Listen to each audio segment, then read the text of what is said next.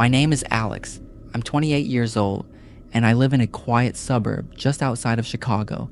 Most nights, it's peaceful around here, especially since I live alone. I don't get a lot of visitors, so when I heard a loud knock at the door around midnight, it startled me. I got up, walked to the door, and peeked through the peephole. It was my neighbor, Linda. She looked panicked, her face pale, her eyes wide with fear. I opened the door quickly. "Alex, can I come in?" she whispered, her voice trembling. "Someone's been following me. I'm scared." Linda lived alone, just like me, in the house next door. She was always friendly, but we didn't talk much. Seeing her like this, I knew something was really wrong. I let her in, locking the door behind her. "Who's following you?" I asked, trying to keep my voice calm. "I don't know," she replied, her hands shaking. "He's been outside my house for days. I see him watching me, and tonight he was at my window." A chill ran down my spine. I could see she was terrified. I offered her a cup of tea to calm her down, and we sat in the living room. We talked for a while, trying to make sense of it. I told her she could stay here for the night, just to be safe. The hours dragged on. Every little noise outside made both of us jump. Around 3 a.m., Linda suddenly stood up. "I think I'm okay now," she said, her voice calmer. "I should go home." I tried to convince her to stay, but she insisted. I walked her to the door and watched her cross the yard, back to her house. She gave me a small smile before disappearing inside. The next morning, I woke up to the sound of sirens. Confused, I looked out the window and saw police cars parked in front of Linda's house. My stomach dropped. Something was wrong.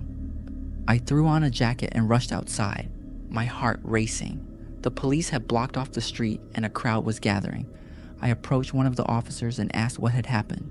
"Are you a neighbor?" the officer asked, looking at me suspiciously. "Yeah, I live right next door," I replied, pointing to my house. The officer hesitated before speaking. "We found a body in the house this morning. The woman who lived here, Linda, has been dead for over 24 hours. I felt the blood drain from my face.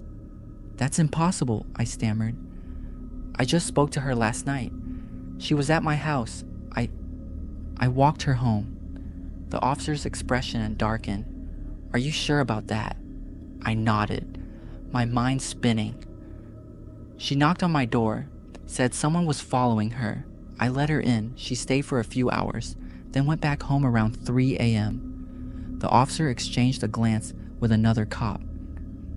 "Sir, the medical examiner confirmed she's been dead for at least a day. Are you sure you're not mistaken?" "I'm not mistaken," I insisted, my voice shaking. "I talked to her. She was alive." But the look on the officer's face told me they didn't believe me. In their eyes, I was the last person to see her, the only person who claimed to have spoken to her after she died. Suddenly, I realized they suspected me. I was their prime suspect. I couldn't explain it. How had I talked to her when she was already dead? What did I see last night? I haven't slept since. Every knock at the door sends a jolt of fear through me. The police still haven't ruled me out. But what scares me the most is that I can't shake the feeling that whoever was following Linda is still out there.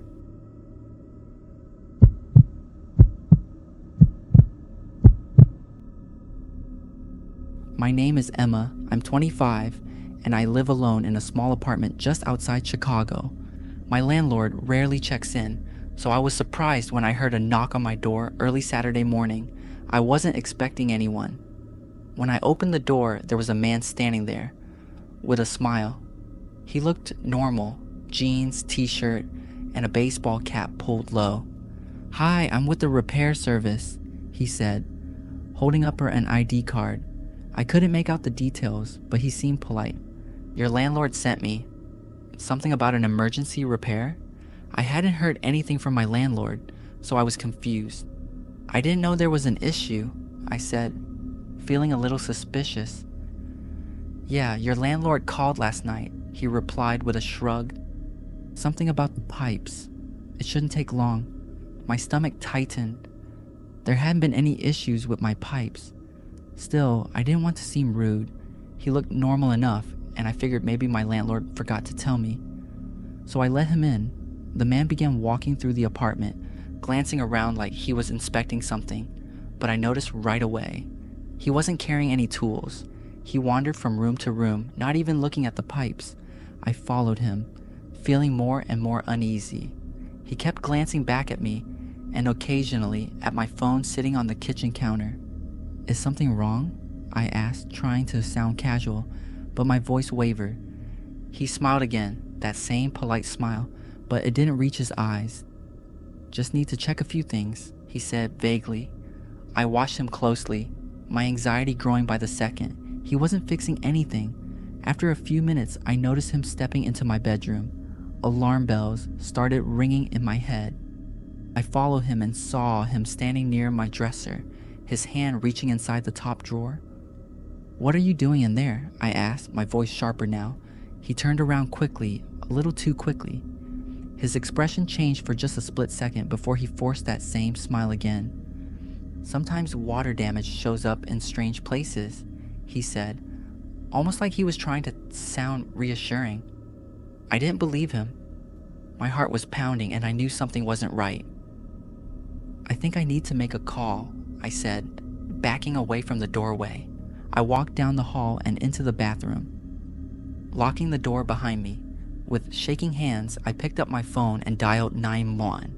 My voice trembled as I whispered to the operator that someone pretending to be a repairman was in my apartment and I didn't feel safe. They told me to stay in the bathroom, keep the door locked, and wait for the police. I sat there in silence, my heart racing, straining to hear any sounds from outside, but everything was quiet, too quiet. I couldn't hear him moving around anymore. The silence made my skin crawl. Was he still in the apartment? What was he doing? Minutes stretched on, feeling like hours, until finally, I heard a knock on the front door. "Police, open up!" a voice called. I hesitated, my hand shaking, as I unlocked the bathroom door and stepped cautiously into the hallway. The man was gone. I walked to the front door, opening it to find 2 officers standing there. They searched the apartment, but he had vanished. There was no sign of him anywhere. For a brief moment, I thought maybe I had overreacted. Maybe he really was here for repairs. But then, one of the officers called me over to the bedroom. There, inside my closet, taped to the back wall, was a note written in small, neat handwriting. "I'll be back." My blood turned to ice. The police didn't say much after that. They just advised me to stay somewhere else for the night. I didn't need convincing. I packed a bag as quickly as I could and left. I haven't been back to the apartment since, and I still wonder what would have happened if I hadn't trusted my gut that day.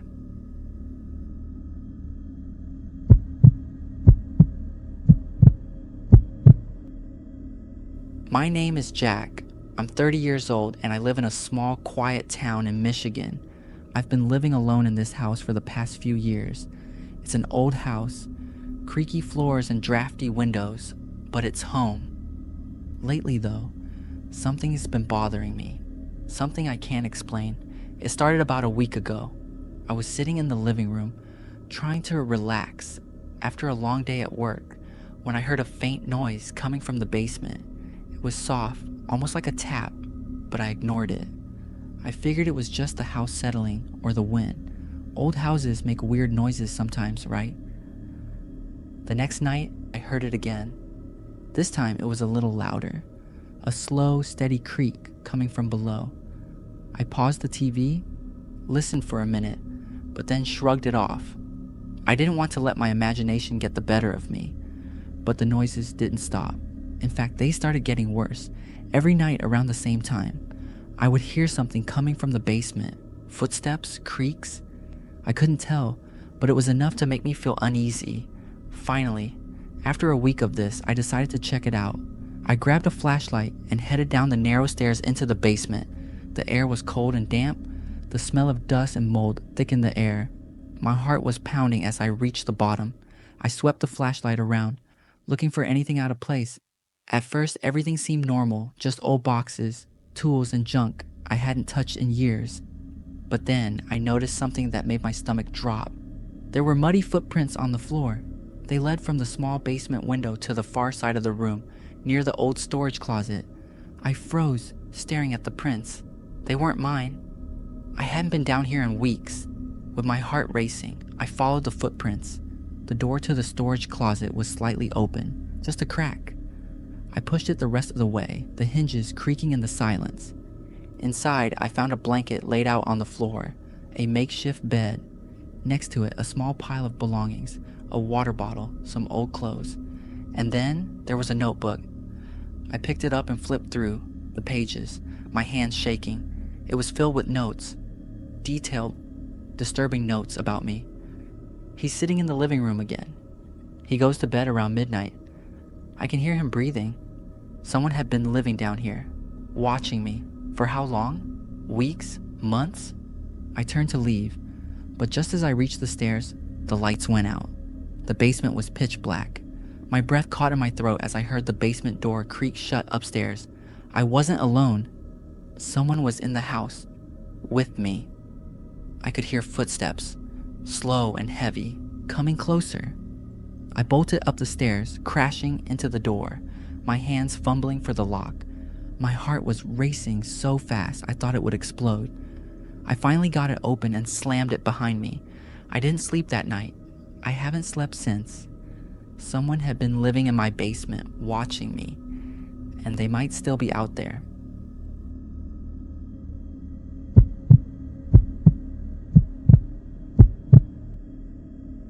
My name is Sophie. I'm 22, and I live in a small town outside of Boston.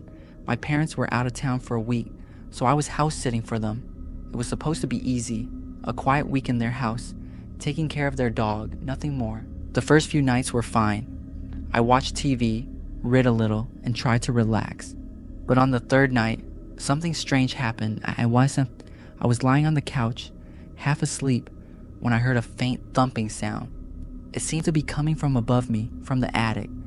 At first, I thought it was just the wind or the old house settling. I tried to ignore it, but the noise didn't stop. In fact, it started happening more often. Thump, thump. Every few minutes, like someone was walking around up there. My heart started racing, but I told myself I was just being paranoid. The house was old. It made weird noises sometimes. I went to bed that night, but I couldn't sleep. The thumping kept going, and it was louder now. I felt like I wasn't alone, like someone was watching me. I kept glancing at the attic door, which was right outside my bedroom. By the next day, I couldn't shake the feeling that something was off. The dog was acting weird too, barking at nothing, refusing to go upstairs. That evening, the noises started again, and I finally worked up the courage to check the attic. I grabbed a flashlight and slowly made my way up the creaky stairs. The attic was dark and musty, filled with old boxes and furniture. But something caught my eye, a mattress on the floor in the corner. My blood ran cold. My parents didn't have a mattress in the attic. It wasn't theirs. I walked closer, shining my flashlight over the mattress. Next to it was a small pile of photographs. I picked one up, my hands trembling. It was a picture of me, sitting on the couch, taken from outside the window. I looked through the rest, photos of me in the kitchen, in my bedroom, in the backyard. Someone had been watching me. Inside the house, I felt sick. Who was doing this? How long had they been here? My mind raced and I turned to leave, but as I reached the stairs, my phone rang. I froze. The screen showed an unknown number. My hand shook as I answered it. "I'm closer than you think," a voice whispered. I dropped the phone and bolted down the stairs. My heart was pounding as I grabbed my car keys and ran out of the house without looking back. I drove to a friend's place, still shaking, and called the police. They searched the house but found nothing. No one was there. The mattress and photos were gone, like they had never existed. They told me it was probably a prank, but I knew better. Someone had been living in the attic, watching me. I moved out of my parents' house the next day, and they still haven't caught whoever it was. But every time I hear a noise in my new place, I can't help but wonder if they followed me